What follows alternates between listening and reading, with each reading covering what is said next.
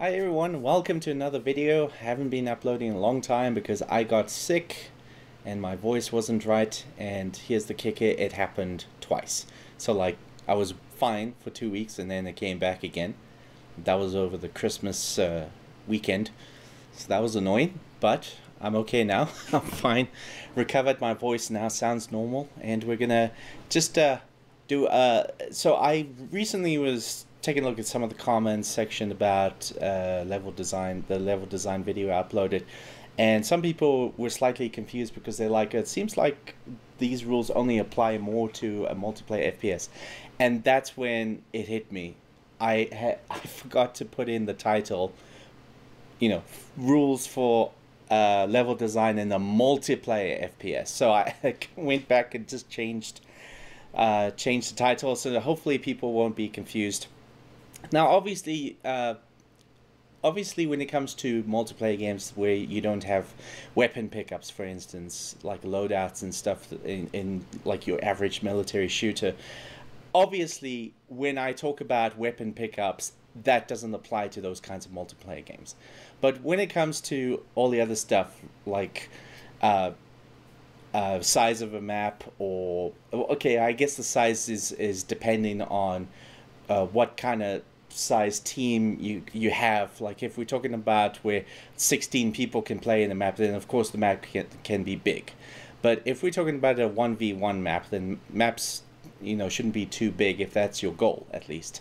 And of course when it comes to landmarks and good flow and all of that stuff applies to any first-person shooter, not just to arena shooters. Some people suggested that I call the video good advice or rules for level design in arena shooters or boomer shooters or something like that, but no, I disagree. I think that the reason why a lot of modern multiplayer games that are not arena shooters that I find to be really boring is because the levels are just really boring. So no, these rules, they still apply to those types of shooters, not just to arena shooters. Okay, here we are with lvlworld.com.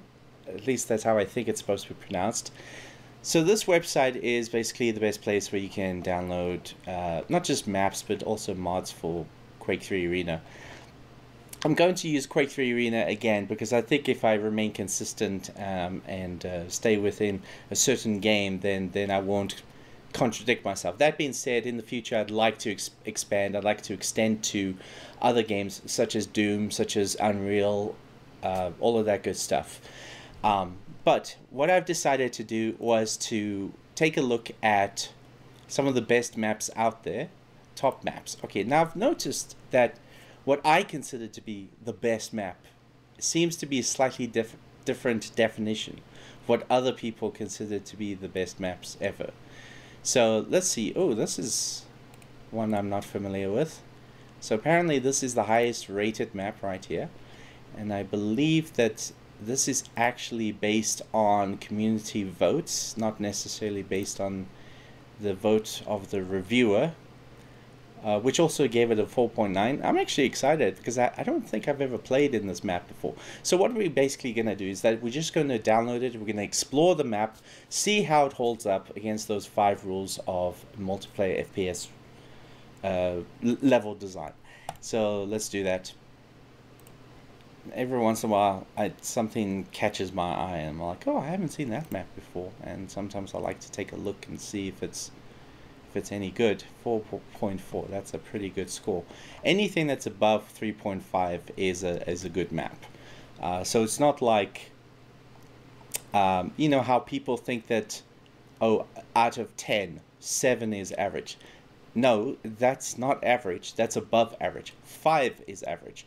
And yet people, like, if you rate something a 7 or 8, whether it be a movie or video game, a lot of people get really upset because they see like 7 or 8 as a bad score, and it just isn't. I mean, sure, maybe if that's the intention, that 7 is supposed to be bad, but that's not how it works. 7 is above average. Okay, so here we have I've got some custom maps here, some of the ones that I picked that I think are some of the best maps out there. But today I'm going to just leave everything to normal. Obviously we got some of the minor mods that I added. Maybe sometime in the future I'll release this mod, the Golden Edition version of Quake 3.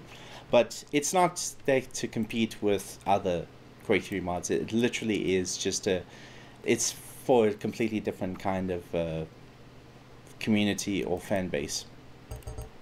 Okay.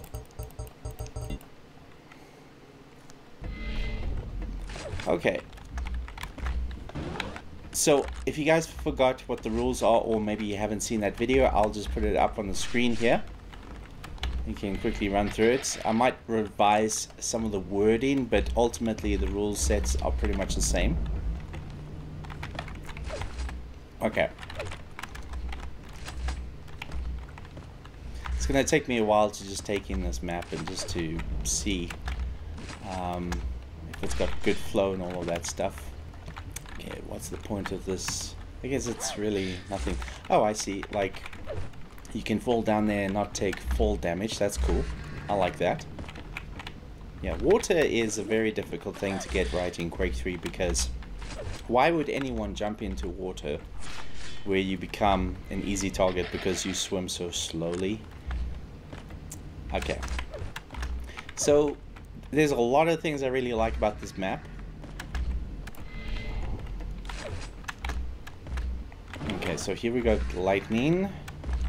Is there a weapon here? Yeah, there is. There's a shotgun. Okay, cool. Is there... Okay, nothing there. Is there anything up here? Rocket launcher. Okay. So far, so good. Red armor. Railgun. Yellow armor. Is this an invisible wall? No, it isn't. Thank goodness. Yeah, it had... Putting the invisible walls, it's not a deal breaker, but if you put an invisible wall on a platform that has enough room for it to not just be decorative, but it looks like something you can actually stand on top of, then don't put an invisible wall there. I hate it when people do that. It just confuses the player. Okay. Alright, so here's my verdict. I think that this is a very good map. I'm glad I came across it because I think this might actually be a map that I want to keep. I really like how it has all these different ways of approaching these platforms. So like there's like multiple ways you can get around. So I don't know. I mean, is there something supposed to spawn here? I feel like something should spawn here, but if nothing spawns there, then I mean it's not a bad thing. It's like it might sort of fall under that rule of that everything must have a purpose. But if it's decorative and it's not in the way, then it's okay. You can put a random platform, even though generally I wouldn't do it myself if I was to build a map. In fact, I have built maps in the past. Not as easy as building Doom maps, but that's something different. Okay, so we have a teleporter here that takes us up there, so that is good because it's easy to read. It's easy for players to remember what the teleporter is. Sorry, my cable's getting a little twisted. And yes, I do use wired controllers and mouses and keyboards and stuff because even really expensive wireless devices are actually still have just a hint of lag, just a teeny tiny hint of lag. Sometimes it happens when battery's low or something like that. Anyways, alright, so lots of really good things about this. Now let's do the rocket test. Can I get up here? Yes, I can.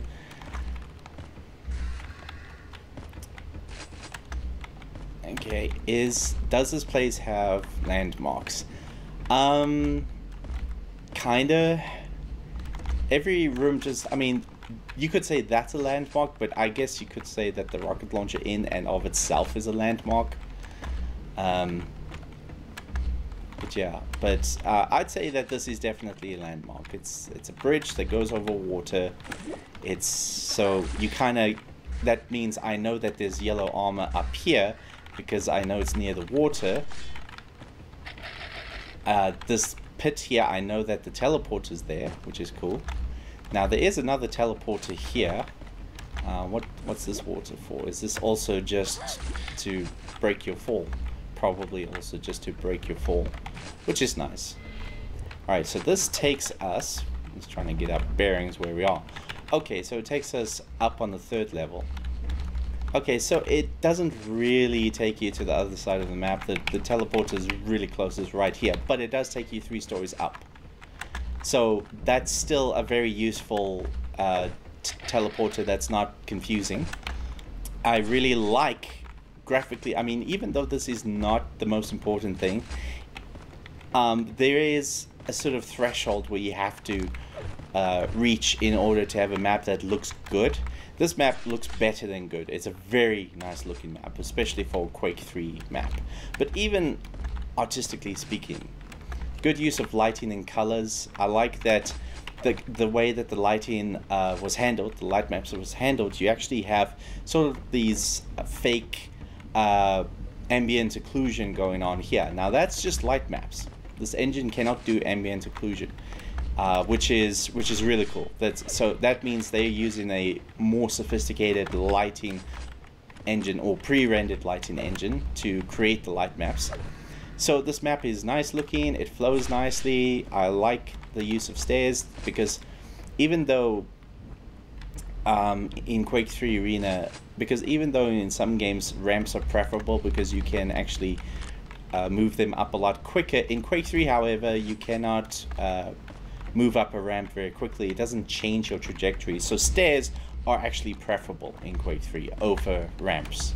Whereas in Quake 1 and Quake 2 and even Quake 4 and maybe Quake Champions, I guess it depends what kind of champion you use,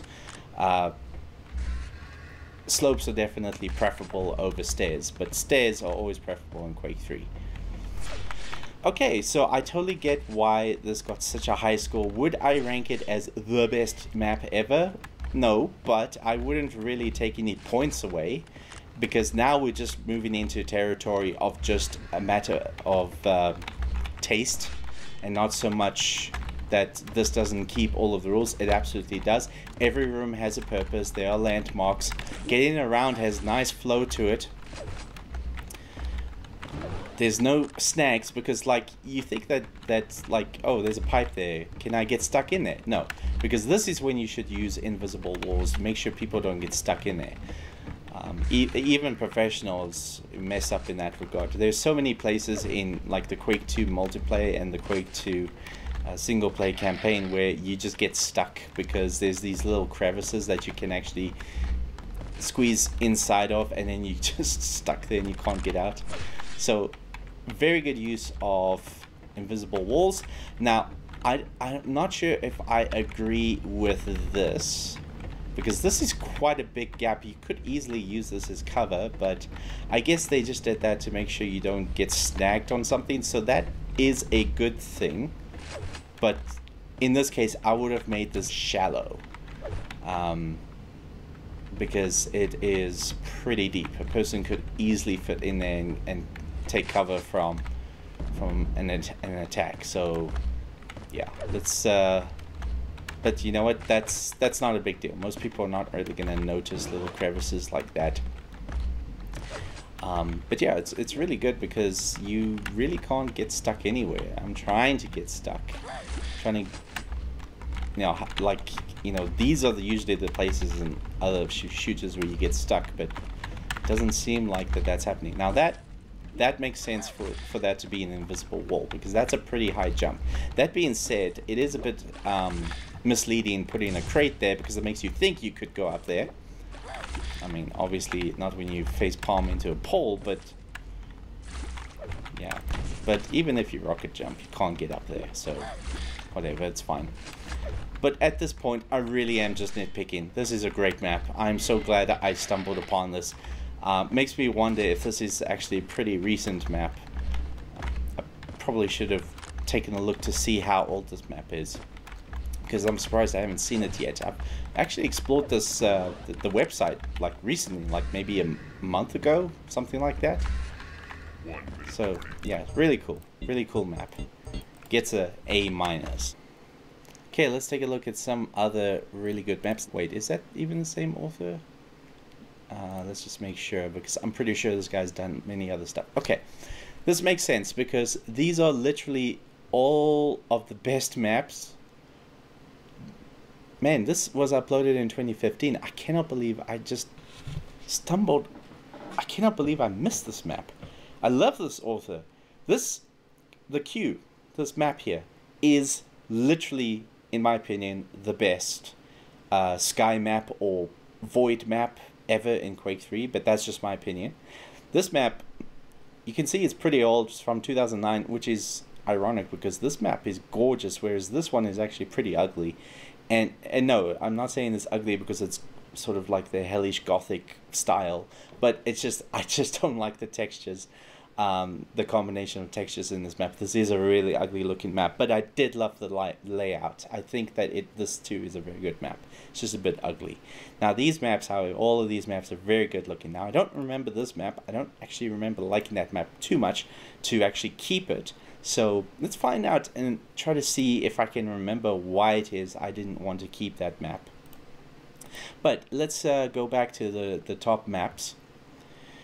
Alright, so Geotechnic is a very good map, but I think it's maybe a little too disconnected, meaning that you got these two massive rooms that are separated by these really long, windy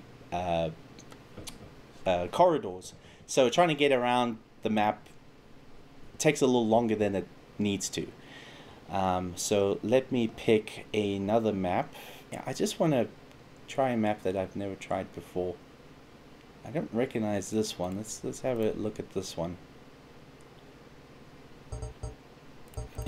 Okay, now even though this mod changes a lot of things cosmetically, ultimately this is still a very vanilla Quake 3 arena. So physics, gameplay, all of that stuff hasn't changed. Okay, so we got, you know what, I don't think I've ever played on this map before. Okay, interesting choice having the Mega and the Plasma right next to each other. That's not a bad thing. Okay, so can you shoot down there? Yes, you can. Okay. Just in case you guys are wondering why I use simple objects, it's because they're easier to see. I mean, there's nothing wrong with using, you know, complicated models, as you can see.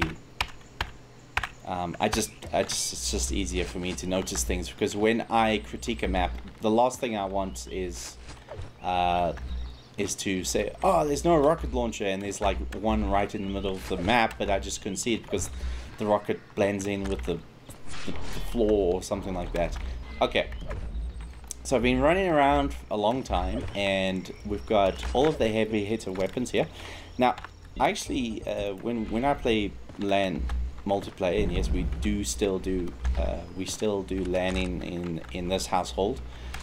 When my nieces and nephews come over, this is usually one of the first games that they want to play, and so this is part of the reason why I made this mod, is to make it less adult, less creepy, and you know, more family friendly, so it's not bloody and all of that stuff. Okay, I suppose the only reason why I didn't keep this map was simply because that I don't know, I guess it just wasn't interesting enough for me. But it's not bad. It's not badly designed. Far from it. It's very well designed. There's enough weapons in this map, which is, believe me when I say this, that is a very, very common problem when it comes to arena style maps, where people are just not putting enough weapons in the map. Like, for instance, this is one map which is built to look like a school. In fact, I think it actually is based on a real school. One of the coolest looking maps ever, but it is also an extremely elaborate map. Bear in mind, we're talking about like a school, like a high school here. So it's a huge map. Massive, absolutely massive. It's got everything. It's got the gym, it's got the yard, it's got the classrooms, just massive, massive map. One of the biggest maps ever built in the Quake community that isn't a team arena map, that is. But unfortunately, the producer, the developer of that map, for some reason felt that we only need one weapon of each. So one rocket launcher, one grenade launcher, one lightning gun. That's too few weapons in such a just a completely enormous map. Okay, again, I'm not a fan of these invisible walls. If you're gonna add decorative walls, then you need to make it look like so that there's no ways you can go in it. But this I totally could, and yeah, so don't do that. Please don't do that. Please don't put invisible walls inside of alcoves that are so big that could totally take a person. Okay, so lots of really good things I like about this map. This part, I actually really like this. Except that I'm not doing a good job at... Is it even possible to get up there? Because I feel like that I'm not sucking at strafe jumping. So maybe I actually have to do a long jump. Yeah, you have to do a long jump. Okay, that's fine. Personally, I would have made the leap a little... Yeah, that's pretty far. Personally, I would have made it doable. Ah, it is doable. Okay, so I guess I just need to really concentrate and make sure that my strafe jumping technique is perfect. So I'm not going to hold that against it as long as it's possible. I'm okay with maps that make getting to certain places difficult as long as it's possible to get to that place, even if you don't know how to strafe jump. Rocket jumping, on the other hand, I think having stuff only be accessible with rocket jumping is okay, but still not advised, because you're supposed to see rocket jumping as an advantage, as a sort of risk reward system, as opposed to mandatory. You don't want that to be mandatory. Alright, so I think that this is a map that holds up really well. I think in terms of landmarks, it's a little weak, but a lot of these rooms do kind of look the same. So you're going to have to learn the layout of this map. This room, however, is a little bit more distinct, so this is a good landmark. But the thing is that when you're on the floor, a lot of the time you're not going to notice where you're at. But it's not bad. Ah, that is a really challenging jump. But you know what? It's fine, because if you're a less skilled strafe jumper, you could just do it like that. Just take another step, or another few steps rather, so that you can do multiple jumps. Now the question is, can I use that to get up there? Yes, you can. That's really cool. I like that.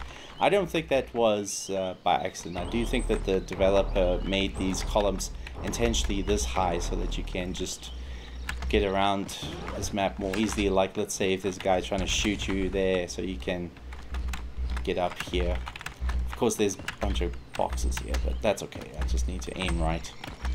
So I think that this is a solid map. I'm gonna give it a B+, which is still a very good score. All right, last map for the day.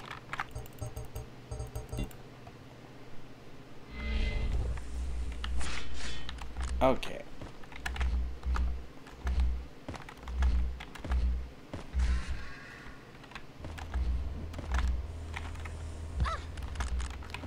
Okay. I need to always remember to turn on the grenade launcher,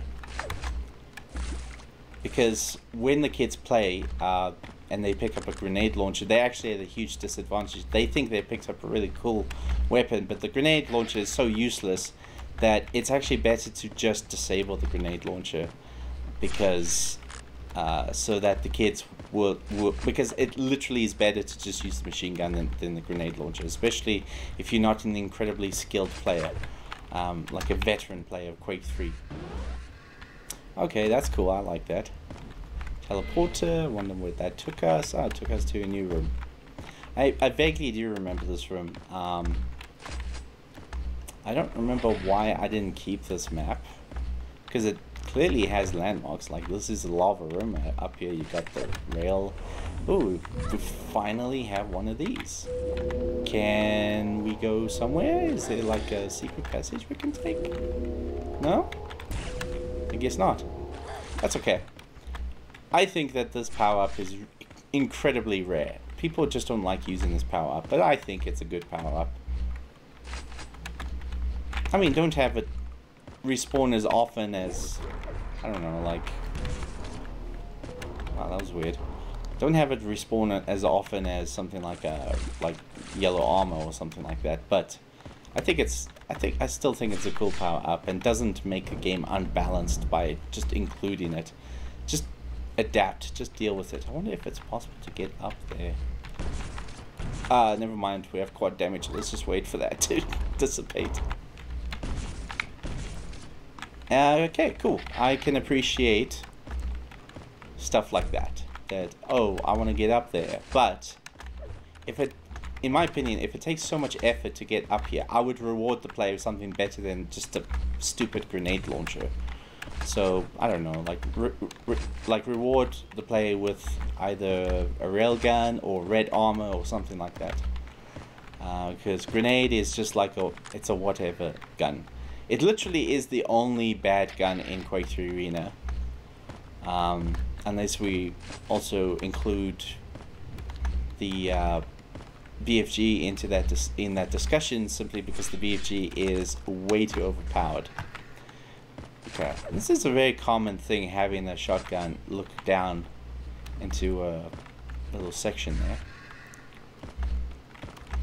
Yeah, I think a map like this is going to take longer for casual players to understand the layout, but it's not a bad map. Now this is a solid object, but you can shoot in between there, so that's good. This map has plenty of weapons, there's plenty of items. It's not confusing to get around. Every room looks unique. Now, one thing that a lot of map developers love doing is they resort to dividing all of the sections of the map with a corridor. People that don't have very good like short-term memory, that struggle to memorize the layout or the structure of a level or a map, is that whenever they enter a corridor, because all the corridors look the same, they'll enter a corridor and they actually literally don't know what the next room is going to look like until they enter the next room.